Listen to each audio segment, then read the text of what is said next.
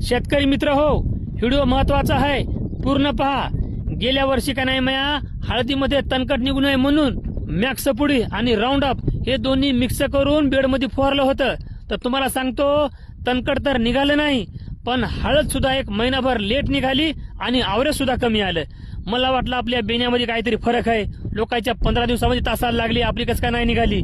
म्हणून या वर्षी मी फक्त एकच बेड फवारून पाहिलं, ते सोयाबीन मधलं औषध उरलं होतं म्हणून एक बेड फवारलं, बघा हळद निघाली का, है का? फक्त एकच झाड दिसायले आणि इकडे पहा सगळ्या रानानं हळद तासाला लागली आणि या बेडला हळद निघाली नाही।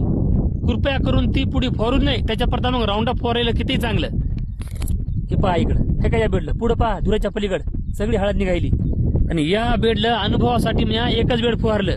हो, कृपया करून तुम्ही मॅक्स पुढे कोणी फवारूच नाही, आवरेज तर कमी होत आहेच। किती चांगली हळद राहू द्या तुम्ही, आवरेज कमी होणारच।